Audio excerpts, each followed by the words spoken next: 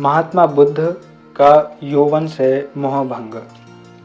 प्रश्न यह उठता है कि सिद्धार्थ ने इन दर्दनाक दृश्यों के प्रति उग्र प्रतिक्रिया क्यों व्यक्त की, जबकि अधिकतर लोग इन दृश्यों को देखने के अभ्यस्त हो जाते हैं। इसके पीछे कारण था कि उनके पिता शुद्धोधन हमेशा इस बात से भयभीत रहते थे कि उनका पुत्र कहीं संन्यास न ले ले। इस आशंका से वे सिद्धार्थ को लंबे समय तक ऐसे दृश्यों से दूर रखने में सफल रहे। हालांकि मेरे पास कोई कमी नहीं थी, मैं सौभाग्यशाली था, लेकिन मेरे मन में यह विचार घुमड़ता रहता कि काल चक्र में पिस रहा सामान्य मनुष्य दूसरे लाचार मनुष्य को देखकर डरता है, घृणा करता है और उसे है की दृष्टि से देखता है। वास्तव में वह दूसरों से नहीं बल्कि स्वयं से घृणा करता है, क्योंकि वह भी इन सब से परे नहीं है। किसी वृद्ध व रोगी से घृणा करना मेरे लिए शोभनीय नहीं है। ऐसा सोचने पर इस युवक का यौवन के प्रति उन्माद पूर्णतः समाप्त हो गया। काफी चिंतन मनन के पश्चात वे इस अंतिम निर्णय पर पहुंचे, लेकिन जब वे वन में प्रस्थान करने जा रहे थे तभी उन्हें बेटे के जन्म का शुभ समाचार मिला। लेकिन वे इस शुभ समाचार से अधिक प्रसन्न नहीं थे। उन्होंने पुत्र को बाधा के रूप में देखा और कहा, राहु का जन्म हुआ है। तदनुसार दादा ने नवजात शिशु का नाम राहुल रखा। अब चिंतनशील राजकुमार को राजमहल नहीं भाता था, ना तो सुंदर पत्नी और ना ही दुलारा बेटा उन्हें रोक पाए। सिद्धार्थ के कर्तव्यनिष्ठ पति तथा पिता या चक्रवर्ती सम्राट की तुलना में अधिक महत्वपूर्ण तथा कल्याणकारी भूमिका निभानी थी। वे अपने निर्णय पर अटल थे।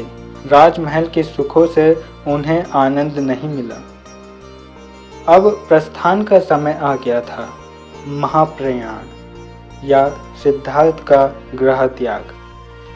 सिद्धार्थ ने अपने प्रिय सारथी चन्ना को कंथक घोड़ा तैयार करने की आज्ञा दी। इसके बाद वे राजकुमारी अर्थात अपनी पत्नी का कक्ष का द्वार खोलकर दहलीज पर खड़े थे। उन्होंने गहरी निद्रा में डूबी पत्नी यशोधरा तथा राहुल पर नजर डाली। बिछोड़ने की घड़ी में उन दोनों के प्रति करुणा उमड़ रही थी, लेकिन मनुष्य जाति के कष्टों के प्रति करुणा भाव अधिक गहरा था। उन्हें अपनी पत्नी व बच्चे के भविष्य की चिंता नहीं थी, क्योंकि उनके पास सब कुछ था। वे भली भांति सुरक्षित थे। यह विचार भी युक्ति संगत हो सकता है कि सिद्धार्थ लंबे समय से संन्यास लेने के लिए अपने माता पिता से अनुमय विनय करते आ रहे थे, लेकिन उनके पिता की यह शर्त थी कि उन्हें पोता और उत्तराधिकारी चाहिए। जब शुद्धोधन और प्रजापति की इच्छा पूरी हो गई तब सिद्धार्थ ने ध्येय की प्राप्ति में किंचित भी विलंब नहीं किया। दुखों के कारण और इनके समाधान में तीव्र उत्कंठा से प्रेरित होकर सिद्धार्थ सब कुछ छोड़कर जंगलों की ओर प्रयाण कर गए। आधी रात को सिद्धार्थ ने हल्के मन में राजमहल छोड़ दिया। उनके साथ सिर्फ स्वामी भक्त सारथी चन्ना था। बोधिसत्व अपने घोड़े कंथक पर सवार हुए। जब वे राजमहल छोड़ रहे थे तब द्वार पर खड़ी मारा ने उन्हें रोकते हुए कहा, भगवान मत जाओ। आज से 7वें दिन आप चक्रवर्ती सम्राट होंगे। चारों महाद्वीपों और 2000 द्वीपों पर आपका एक छत्र साम्राज्य होगा, इसलिए स्वामी आप रुक जाएं। सिद्धार्थ ने जवाब दिया, मैं भली भांति जानता हूँ कि मेरा राजयोग है, लेकिन मैं यह साम्राज्य नहीं चाहता। मैं बुद्ध बनकर पूरी दुनिया में आनंद लाने का प्रयास करूँगा। इस तरह राजपाट और भोग विलास का त्याग करके राजकुमार सिद्धांत शांत काली रात को चीरते हुए निकल गए। उनके साथ उनका सारथी चन्ना था। भले ही पृथ्वी अंधेरे में डूबी थी, लेकिन आकाश में तारे झिलमिला रहे थे। अकेले तथा खाली झोली सिद्धार्थ सत्य की खोज में निकल पड़े। किसी ऐसे वृद्ध व्यक्ति से ने संन्यास नहीं लिया था जो लौकिक शुद्ध सुख वैभव का भोग कर चुका था। ना ही किसी गरीब व्यक्ति ने संन्यास लिया था जिसके पास पीछे छोड़ने के लिए कुछ था ही नहीं। 29 वर्ष के युवक राजकुमार ने अपार संपदा एवं वैभव का त्याग करके संन्यास लिया था। ऐसे त्याग इतिहास में अभूतपूर्व हैं। सिद्धार्थ के अनुसार यह गृहस्थ जीवन बुराइयों का घर है। गृहस्थ धर्म का पालन करने वाला संकीर्ण दुनिया में जीता है, जबकि साधु का जीवन खुली वायु के समान होता है।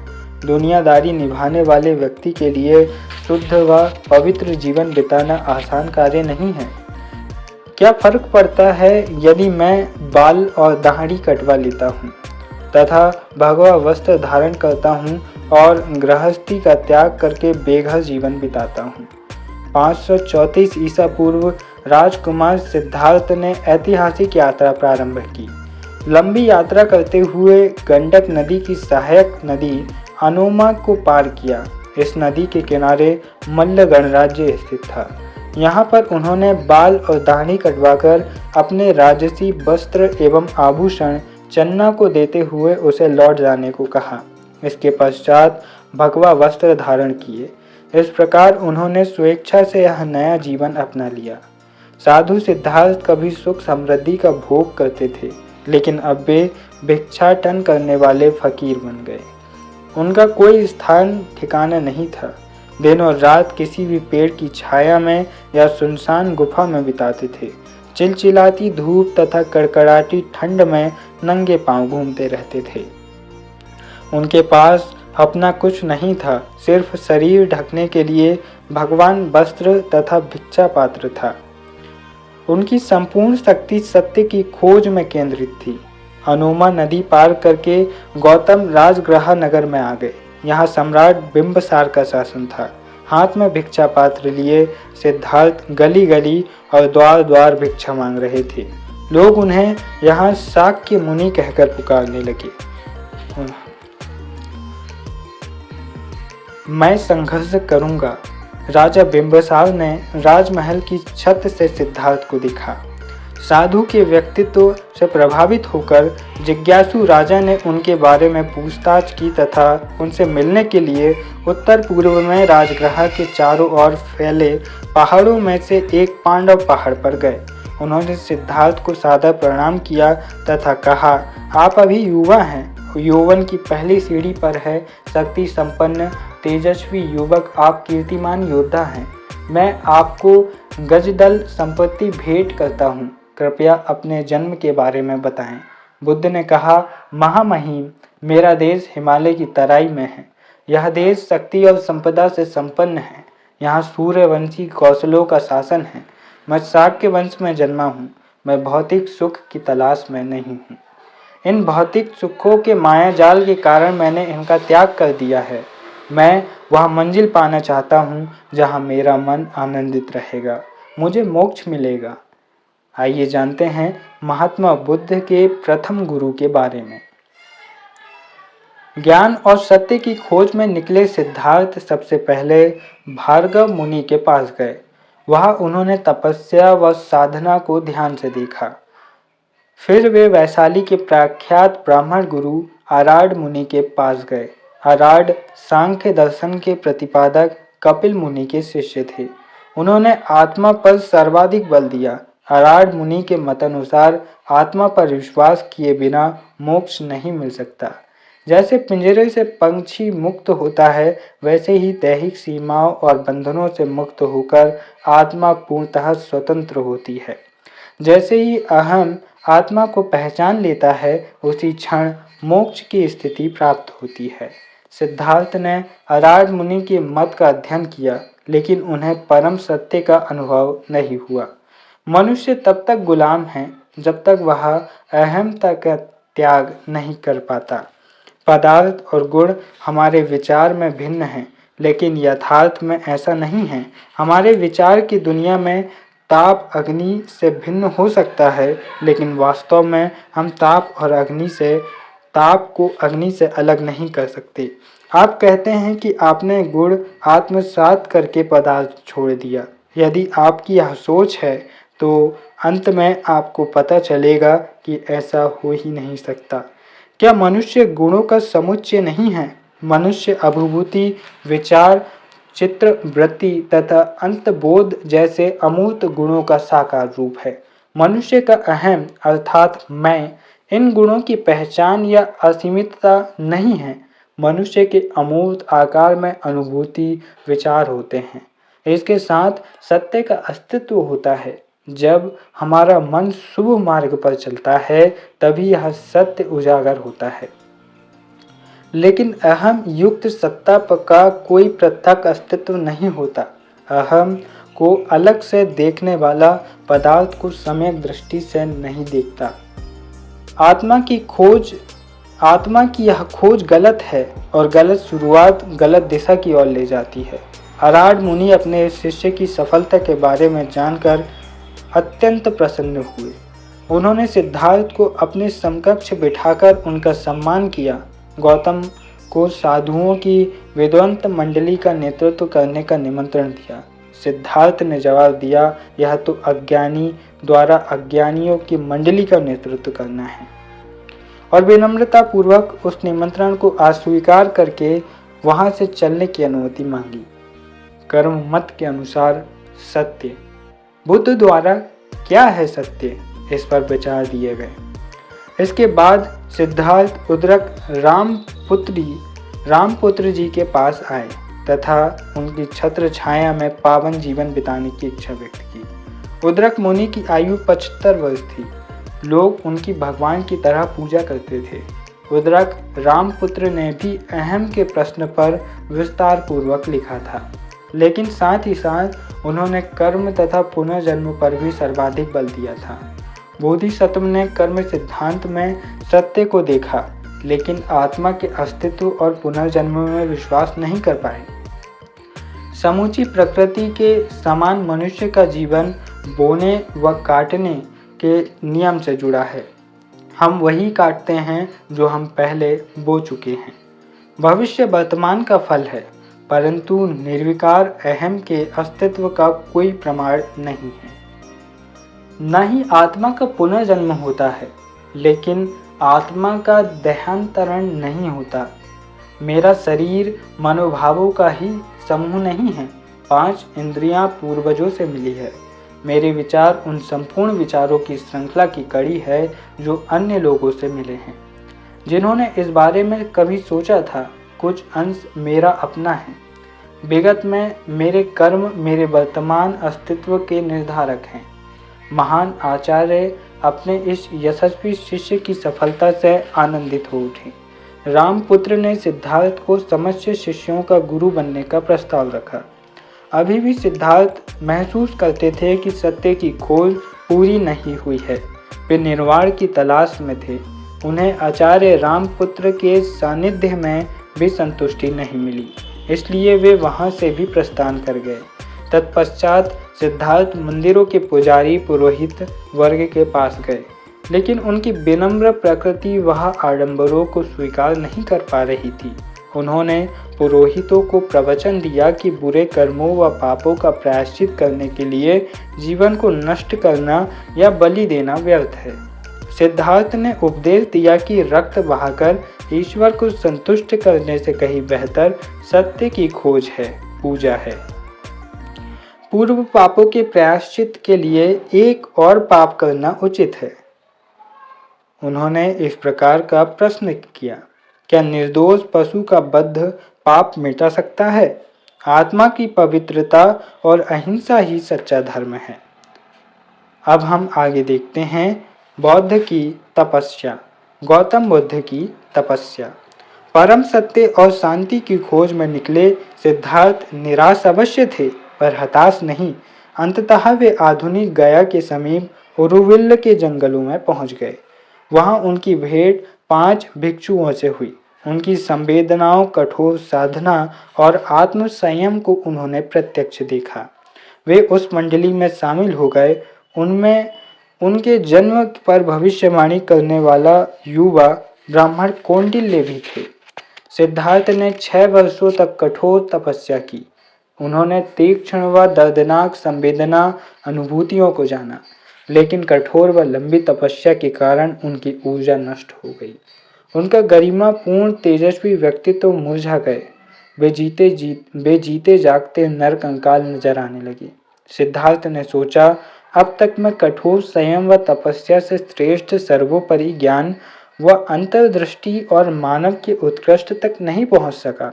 ज्ञानोदय का संभवतः कोई अन्य मार्ग होगा। उस समय निरंजना नदी के किनारे सिद्धार्थ गूढ़ चिंतन में विचारमग्न थे। तभी मारा यानी वदी वहां उपस्थित हुई और उसने विनम्रता पूर्वक कहा, तुम क्षीण और कुरूप हो गए हो। मृत्यु तुम्हारी समीप है। तुम्हारा नाम मात्र का जीवन बचा है। तुम जियो। जीवित रहकर ही आज पुण्य कमा सकते हो। ब्रह्मचार्य पालन और बलिदान से अधिक पुण्य मिलता है। इस दुख साध्य मार्ग कठोर साधना से तुम्हें क्या मिलेगा? महात्मा बुद्ध ने जवाब दिया, आत्मविश्वास, आत्मसंयम, दृढ़ता और बुद्धिमत्ता ही मेरे हैं। मैं अभी भी अपने दृढ़ संकल्प पर अडिग हूँ। तुम जीवन के बारे में क्यों पूछ रही हो? जैसे हवा से नदी की धाराएं सूख जाएंगी, ठीक वैसे ही जब रक्त सूख जाएगा तब पित्त और कफ भी सूख जाएंगे। मेरा शरीर जितना क्षीण होगा उतना ही मेरा मन निर्मल होगा। ध्यान, ज्ञान और एकाग्रता के लिए मुझे बहुत कुछ करना है। यदि मुझे तीक्ष्ण पीड़ा होगी तभी मेरा मन वासना से विमुख होगा और मैं शुद्ध सत्य का चिंतन कर पाऊंगा। हमारा पहला शत्रु इंद्रिय सुख की चाह है। दूसरा शत्रु शुभ जीवन से विमुख होना है। तीसरा शत्रु भूख और प्यास है। चौथा शत्रु हमारी लालसाएं हैं। पांचवें शत्रु आलस्य और निष्क्रियता है। छठा शत्रु भय है। सातवां शत्रु संशय और आठवां शत्रु निंदा और हठ है। नौवां शत्रु लाभ, प्रशंसा, सम्मान और गलत तरीके से मिली ख्याति है। 10वां शत्रु आत्मश्लाघा और पर निंदा है। सफेद हाथी पर सवार मारा को दल बल सहित देकर सिद्धार्थ ने कहा, मैं युद्ध लड़ूंगा। मैं अपने 6 पर अडिग हूँ। मैं आज सेना मुझे पराजित नहीं कर सकती। मैं अपने ज्ञान से मैं इसे नष्ट कर दूंगा। मैं चिकना घड़ा हूँ जिस पर इनका कोई प्रभाव नहीं पड़ सकता। मैं देश देश घूमूंगा, इस संसार को शिक्षा दूंगा। लोग आपकी परवाह किए बिना सही मार्ग पर ही अग्रसर रहेंगे। अब आगे महात्मा बुद्ध को यह एहसास होता है कि कठोर तपस्या निरर्थक है। तपस्वी सिद्धार्थ का आत्म विग्रह में विश्वास नहीं था। जब उस समय साधु सन्यासी एवं दार्शनिक समझते थे कि मुक्ति के लिए आत्म विग्रह अनिवार्य है, लेकिन भगवान बुद्ध का मानना था कि आत्म पीड़न यानी स्वयं को पीड़ा देना दुर्बल बुद्धि और आत्मा के शैथिल्य का परिणाम है। जब उन्होंने पीड़ा की इस पराकाष्ठा को छोड़ा, तब नैतिक या आध्यात्मिक उन्नति में बाधक असंयम ने भी उन्हें छोड़ दिया। उन्होंने मध्यम मार्ग अपनाया जो आगे चलकर उनके उपदेशों का सार तत्व बना। एक दिन भगवान बुद्ध